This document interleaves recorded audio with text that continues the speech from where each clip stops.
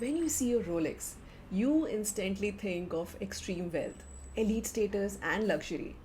It is the ultimate flex for the rich and the powerful.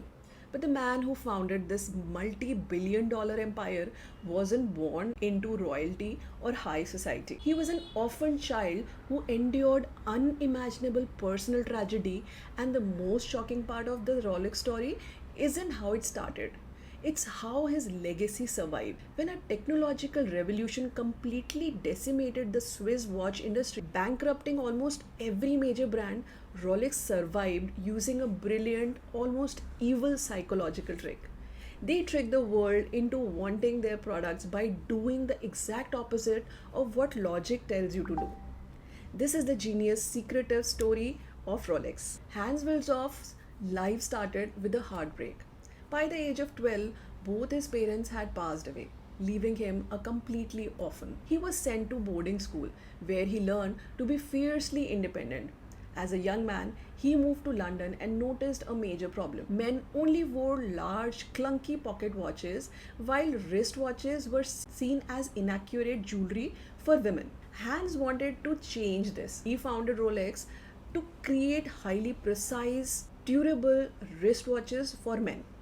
But just as his company was gaining massive global success, tragedy struck again. His beloved wife passed away suddenly, leaving Hans completely devastated and alone.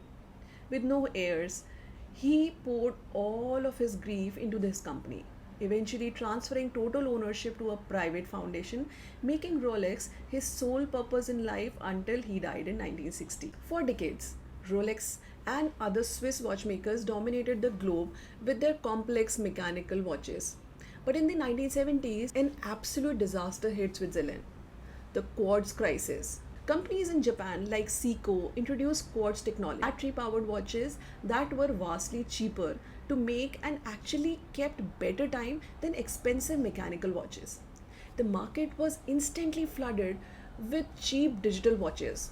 Customers stopped buying expensive Swiss watches and the Swiss industry collapsed. Massive historic watch brands went completely bankrupt almost overnight. Rolex new leadership was staring death race in the face. So how did Rolex survive when everyone else went bankrupt? The company's new CEO, Andre Henniger didn't try to compete on price. Instead, he used a genius psychological concept known as the Veblen good. Normally, the law of supply and demand says that if you lower your price, more people will want to buy your product. And if you raise your price, fewer people will buy it. But a Veblen good completely contradicts this rule. With a Veblen good, as the price increases, the demand actually increases too.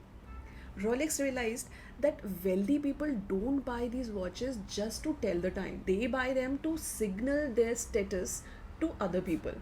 If Rolex slashed their prices to compete with the cheaper quartz watches, everyone could afford one, and Rolex would instantly lose its premium elite perception.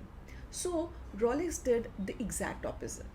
They raised their prices astronomically, selling the illusion of pure luxury. Rolex essentially stopped selling timepieces and started selling status. They had to introduce artificial scarcity. Even today, you cannot just walk into a Rolex store with $20,000 and buy a steel sports watch you want. The display cases are often empty.